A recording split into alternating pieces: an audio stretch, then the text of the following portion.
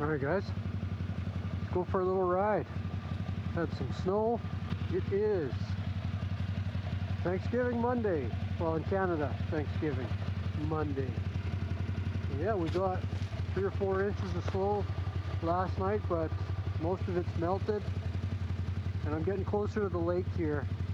And you can definitely see the lake effect because there's no snow here and there's 3 inches half a mile away. Look at this beautiful fall day. Let's go for a little ride.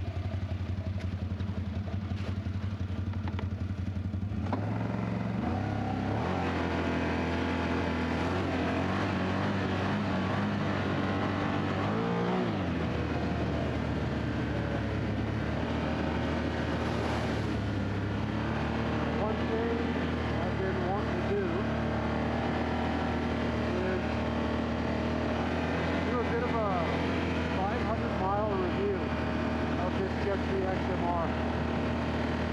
And I've tried filming one a couple times and I just never liked the way that it turned out. What do we got here? Down tree. And one of these at home too. Let's see if we can move this out of the way instead of just driving over it. We're going to be sledding these trails right away, so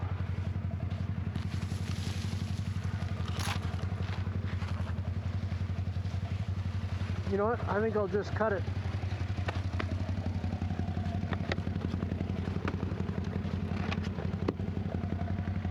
So yeah, like I was saying, I wanted to do a 500-mile review of the Gen 3. So I was going to try to get fancy and put together some sort of a scripted review as if I was some sort of a professional, but I never liked the way it was turning out. So I think what I'm going to do is just go for a ride, we'll go for a cruise, and we'll talk about some of the things that I've thought about or experienced after the 500 miles with this Gen 3. So now we got that tree out of the way. Let's rip again. See how far we can make it before we hit the next one. So what do we at here? Let's just show you guys the trip. Alright, 568.4. What do I think of this thing after 500 miles? I think it's pretty damn awesome.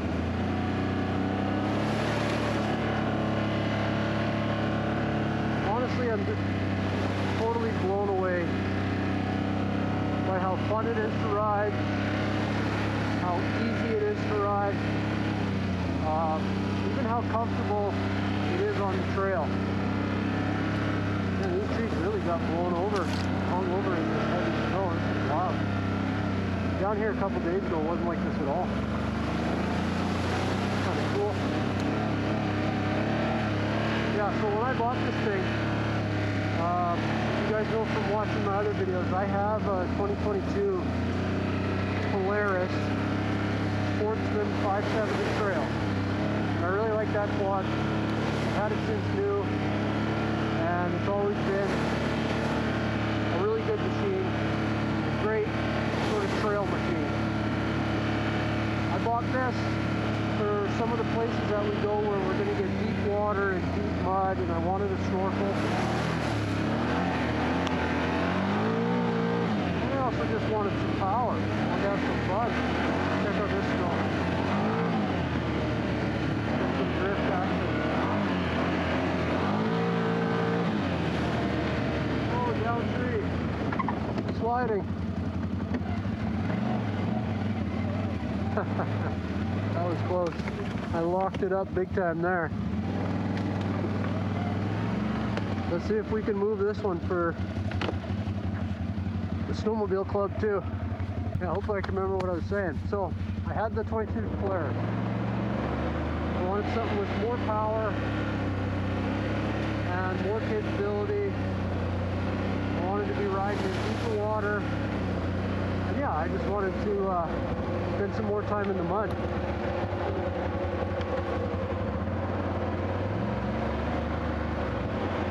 So that's why I bought this one. And I honestly thought it was going to be super uncomfortable. I thought it'd be a rough ride, kind of like a Renegade or the older XMRs.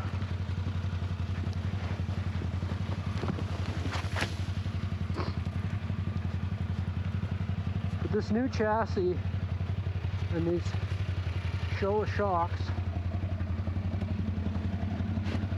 are so surprisingly good. Yeah, you can ride this on any trail anywhere, and it's just as comfortable or more comfortable as my Polaris trail model.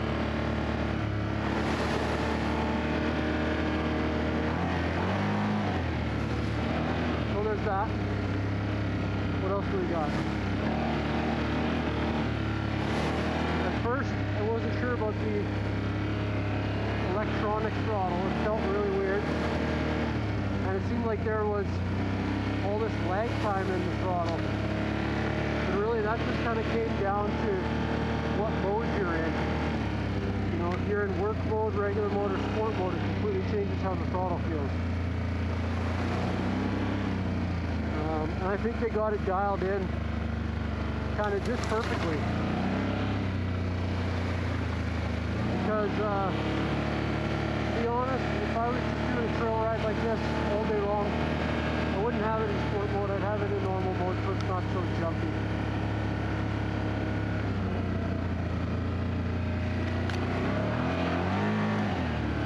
But, yeah, I got used to that throttle, and I like it now. Power steering's been awesome. It's worked really well. I had the one issue one day. I got it in one of my videos. See if I can link it up here somewhere. And it felt like it stopped working. So I'll show you guys, in case you don't know. You pop it in four-wheel drive, which I'm in now, and then you turn the front diff lock on. It's locked. And you can see my DPS went to max. So it went from medium, where I normally have it, to max. And it's just super easy to turn the wheels, turn the bars. And when you pop it out of diff lock, take it out, it went back to DPS medium. That's my normal setting. So when I had done that, I went into diff lock, then I came out of diff lock after the mud hole, and it said medium, but I had no assist at all. It wasn't working. There were no alarms, no codes, no lights, no nothing. So we rode, you know, a little while up the trail. We stopped. I turned the machine off, pulled the key, turned the machine back on, and it's been fine ever since. So I don't know if there's just a little glitch in there or what happened.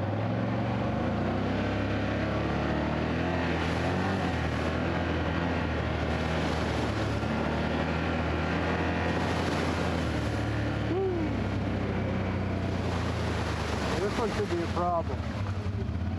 I could be here a while. Kind of wanted to get down to the lake, but I don't think it's going to happen today unless I bring a power saw back with me. Where are we at? We were just talking about the throttle, the power steering. Let's talk about the big things that are really popular, I guess you could say, online. So the first one, stalling in deep water. Mine did stall once in deep water while it was in break-in mode. I think I had 10 or 12 hours on it. Luckily my exhaust was not buried. It was above the water, so it was no big deal. I just fired it back up and away I went. I was fine. That being said, I was super excited to get the update that Can-Am released, because not long after that I went out for my next ride, and yeah, we tested that update because my exhaust was completely buried. I was stuck, needed a winch out, and I was off the throttle idling with my exhaust under for a few minutes, and never had any issues at all, so that's really good. I think we can throw away all those talks about reliability and all that crap, because it seemed like they got it figured out with their update. The other thing guys had issues with was the fan vent line. Look at this, we're going to drive through a little tunnel here. It's kind of cool. And the trees are so heavy.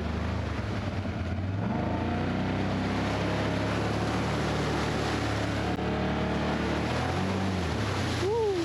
So cool. That was deeper than I thought. Yeah, so anyway, I never had any issues with my fan, but that was part of the same recall or update as the fuel mapping, and I still haven't had any issues with that.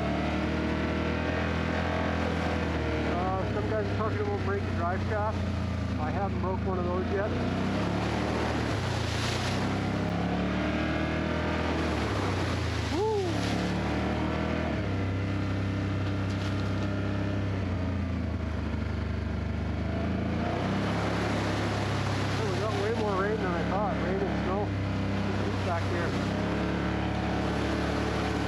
Looks cool with all these leaves on top of the water.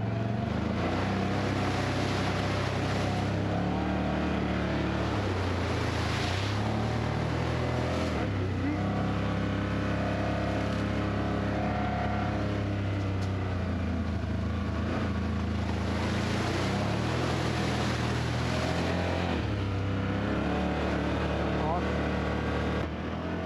Do I have any other issues? No. I really didn't have any issues other than fuel cream recall. One thing I did do was, once I started putting this in some deep mud,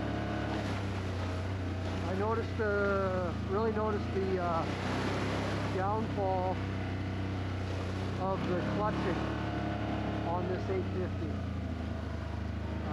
Terrible choice of clutch weights to put in here. I wasn't hardly getting more than 5850 or 6,000 RPM at full throttle through some mud. Like, yeah, it was pretty heavy mud, like muskeggy type shit, but 5,800 RPM is brutal. So I swapped out the clutch weight for the weights that they put in the 1000, and yeah, immediately I noticed a big difference. The downshift's way faster. It's got way more torque off the line. Yeah, made a big difference just in terms of bottom end.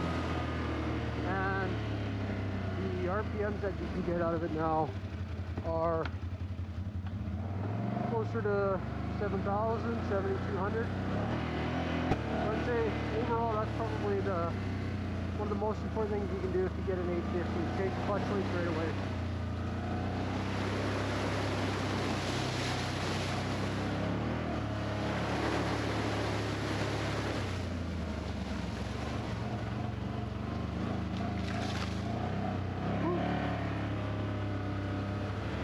Super easy to maintain too. Changing the fluids was really easy to do. I was able to do the engine, gearbox, diff, everything like that, you know, within an hour or so for the first time doing it. So that's not so bad. Panels are really easy to get off and clean everything. I've never had a single check engine light. You guys talk about all that hard starting stuff, which is so annoying. So like, just get over it already. There's a couple guys that post YouTube videos, and every single time he starts it, he bitches about, oh, I wonder if it's going to start now. Well, it's started every single time you've ever said that, buddy. I think it's going to start. You already know the reason why. They're draining the fuel line, so there's no fuel left in the lines as some sort of regulatory thing that they have to do. There's modern vehicles that do that too. When you turn the key on into accessory mode, let the fuel pump cycle, and then fire it up, and you'll have a much faster, snappier startup. These quads are exactly the same way. Cycle the fuel pump, it takes 1 second, and then fire it up. But if you just go from a dead switch to on and fire, then it takes another 2 or 3 seconds to get fuel to the throttle body. Is it a big deal? No, it's not a big deal. Starts every single time. I have never had a starting issue with this. It might take 1 second longer, and that's it. Big deal. Get over it.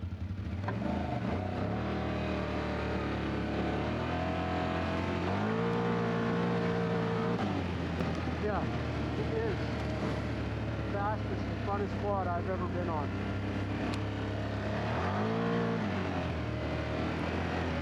I'm not going to say it's snowmobile fast, but it accelerates really hard. That it sort of reminds you of the acceleration you get out of a snowmobile, which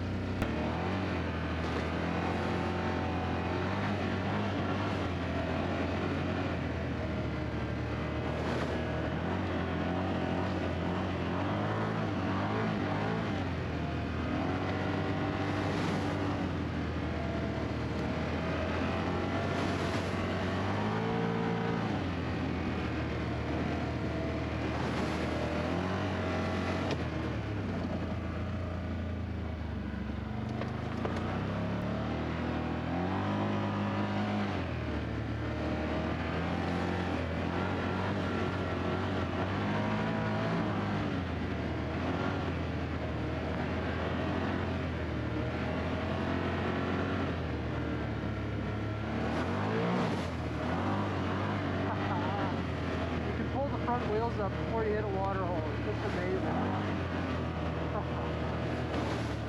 I just love it.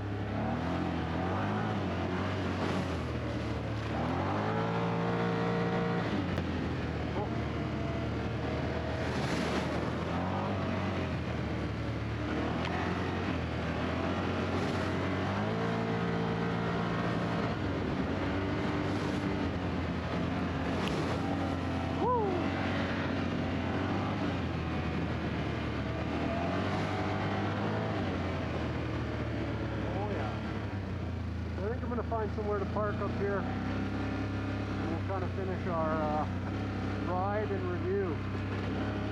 And hopefully I didn't blabber on for too long, and I was able to be somewhat concise and make a point. And what a gorgeous day! Like, just have a look at this.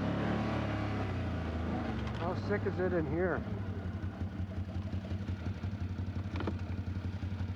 All right, so how can we finish up? Basically, all in all, absolutely love the machine. So much so that I don't think I would buy another quad that didn't have the snorkel and the big tires. I just love having them so much and not having to worry about how deep I go, or having to cross creeks or rivers, or getting stuck. Even if I was just a trail rider, I'd still get something like an XMR. And these Gen 3 850s and 1000s are so comfortable. Even on the trail, there's just no reason not to buy one. I know money's an issue and they cost a lot more than, you know, just getting some 570. I get that. And I'm not saying that they're not more money or that money's not a concern, because it is. But a 700 and 850 or 1000 XMR is the way that I'd be looking.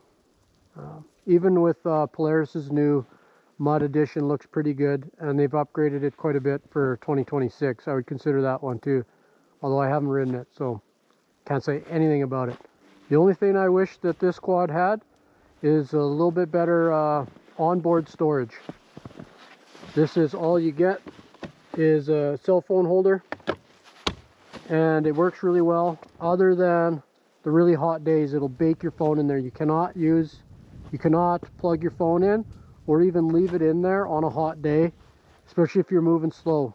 We went out riding. It was like 30 degrees Celsius that day, and I had my phone in there for about an hour, and I flipped it up to check my maps, and I was getting an overheat error on my phone, so I had to pull it out, turn it off, and put it in my quad box because it was getting way too hot inside there. So it's designed for a phone, although it doesn't work for a phone if it's really hot. Day like today, yeah, it's no problem. Most days, 20, 25 degrees, it's probably no problem. But when you get up to 30 degrees and you got all that engine heat, I think for next year I'll throw on some heated grips because I do a lot of fall and spring riding, and maybe even do some winter riding. It always depends on snow conditions. If we have a good snow year, then I'm sledding. But if we get a year like a couple years ago where we had hardly any snow, I rode my Polaris most of the winter, my Sportsman, I should say. Yeah, so some better storage options. And that's really all I can say that I would want on something like this. Maybe a little bit more aggressive exhaust. You can throw an aftermarket exhaust on. Something a little more aggressive from the factory would be nice, and then you don't have to worry about buying one. They're very quiet. Some guys probably like that. I wouldn't mind a little extra grunt or roar when you buy an 850 or 1000. But yeah, I get it. It doesn't need to be obnoxious. Some guys complained about this bumper because of the way it looks. I think it looks kind of cool. That, or I'm just totally used to it and I don't really care. But what I will say about it that nobody talks about is, yeah, it's up front here and it's designed so that if you are stuck and you are deep, you can get to your winch without having to reach under here and basically go underwater to get your winch cable. And some guys will say, yeah, but you just bring it up here and you hook it to something. Yeah, that's fine, but then you scratch something and you've got this hook that's looped around some sort of a bar on your quad, and it doesn't look good. It's not a clean look, and you're gonna scratch the powder coat or the paint off of whatever you've latched your hook to. So having it up front here ready and able to be stowed properly is awesome. But there's another wicked feature.